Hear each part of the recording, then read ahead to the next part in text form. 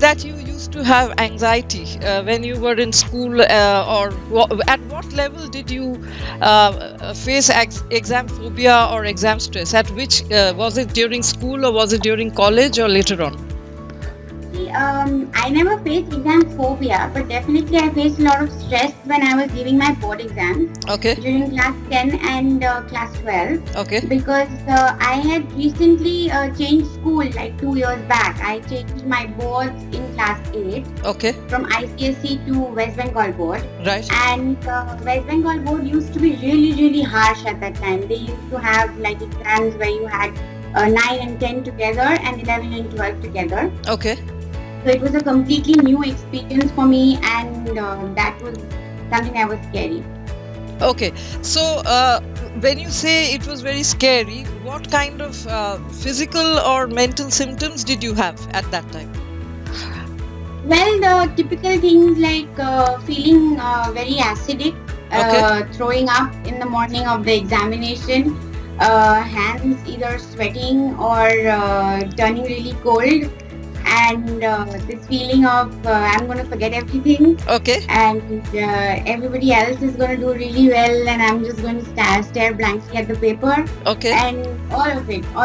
Okay. So there was a lot of anxiety, and the symptoms that you described were all anxiety-related symptoms.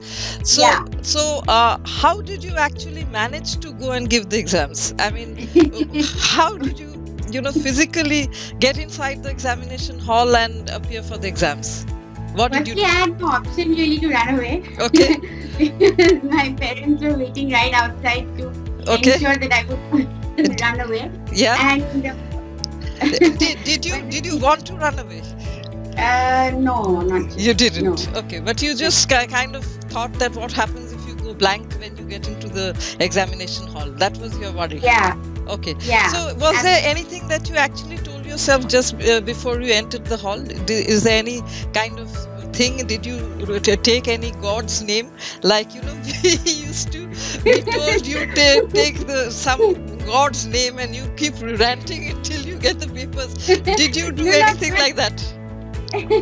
Not really. Well, India has too many gods. Yeah, and, exactly. Yeah, so I wouldn't remember the names at the last moment as well. Okay, so you blanked out there also. Yeah, pretty much. Okay. I would just pray, of course, but then my father had given me this tip that he used to follow during before his interviews. Okay. And what was that tip? So yeah, it was like go to the washroom or just look at yourself in the mirror and tell yourself that you're going to do really well. Okay. And basically talk to yourself and tell yourself that you're going to do really well and it's not a big deal and all of that, which he followed during his interviews. So yeah, that's something I religiously did that every time. I think that's a very important tip that you have given, that you have revealed, because I think at the last moment it's just it's a constant messages that we are giving to ourselves. So I think that's a very good tip that you give. I would like to ask you, Pooja, how many hours did you study, and did you take any breaks, and how many hours did you sleep, etc.? What was your whole day's routine while you were studying for your exams? Yeah. So, you know what? Everybody, like whoever I used to speak to, I didn't have many friends. I had a really pathetic life at that time. And whoever I used to speak to would say that they would study for 14 hours and 15 hours, and I'd be really intimidated by all that.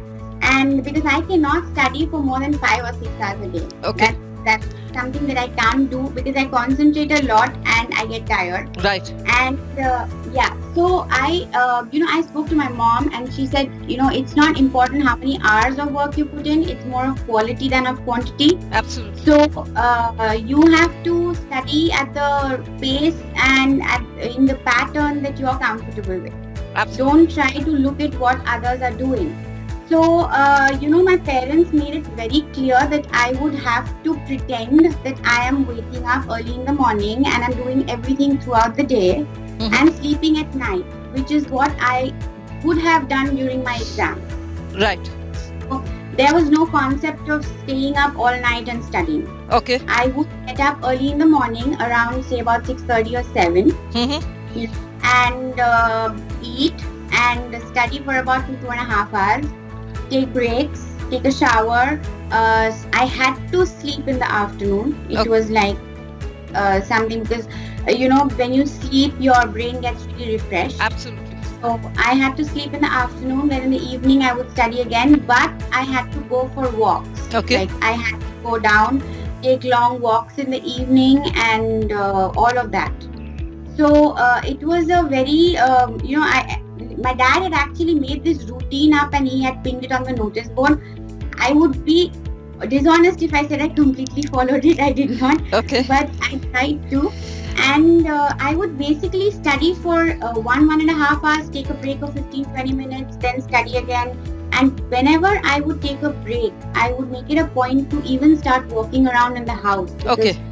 Sitting at one spot and studying, your muscles get tensed up. So my break would not include watching TV or seeing something. I had to give my eyes some rest. Okay. That's very good advice. Did you pursue any kind of hobbies or listen to music, or did you do anything else to sort of unwind? See, I didn't have the time to really go to my dance classes or something like that, but I would definitely listen to a lot of music, whatever music I like listening to. Again, in that, I would choose music which is more melodious and soft, which kind of relaxes you rather than the whole rock thing where you're hear a lot of loud noise. Yeah. So, I would listen to a lot of music. I was banned from television. Okay. So, I was not allowed to watch television. Good for you. I would, so whenever I had breaks, I would play with my dog a lot. Okay. That was very, that helped you unwind. Absolutely, because she used to be in my room all the time, and so my breaks included playing with her, walking around the whole house, disturbing my family members, and basically doing all these things. I had to constantly keep moving when I used to take breaks or lie down for a bit. Right. Okay. So did you talk to your friends? Did you ever talk to your classmates regarding how much you were studying or how much they were studying? Did you do that? No, I didn't do that at all. Okay. As I said, I had a really pathetic life at that time. I didn't have many friends. And I wouldn't talk to my classmates because when you talk to someone else, I'm doing the same thing right now as well. Like I had this course and it was for 5 weeks. It was more of a bridging program for new immigrants. And I made a lot of friends. At that time, and they are all on my WhatsApp and everything, but I make it a point not to ask them about how many jobs are you applying to or what you're doing, because that's going to give me a lot of anxiety. I'm going to feel that, oh my god, I'm not up to the mark or lacking somewhere. So the most important question I'm going to ask you is what is your message to candidates who are appearing for their board exams? What would you like to say? I would like to say that, believe in yourself. That is very important.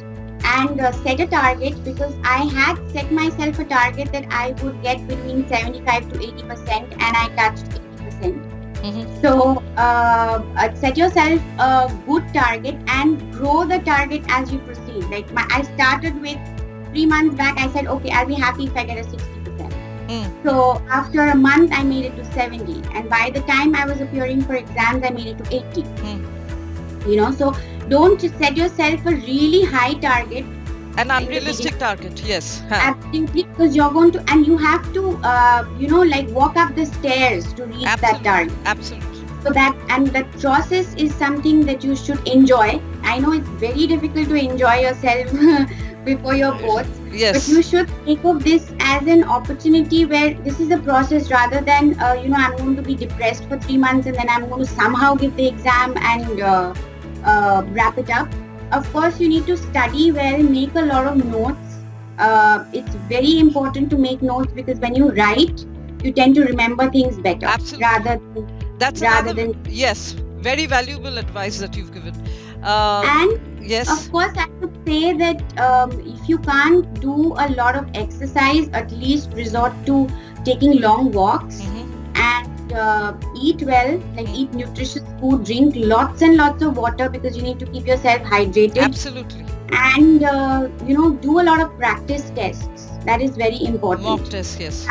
Yeah, a lot of mock tests, and do it in a span of say 15-20 days, because Right. if you do it every day, you're not going to be able to see your progress. Absolutely. And just keep yourself a little active and moving. Do a little bit of yoga. That's very, very helpful. Breathe deeply. I still do that even before my interviews or something. I take a lot of deep breaths. I do alternate nostril breathing and things like that. So that's about it, and all the best. Okay, thank you, Pooja. It was very nice talking to you. And I think somebody like you who's very young and who's just recently gone through this process, you saying these things will make much more of an impact to people than somebody who's in my generation, because they're going to say, oh, my dad and mom, she's saying the same thing. So I think you're going to inspire a lot of people. And thank you once again.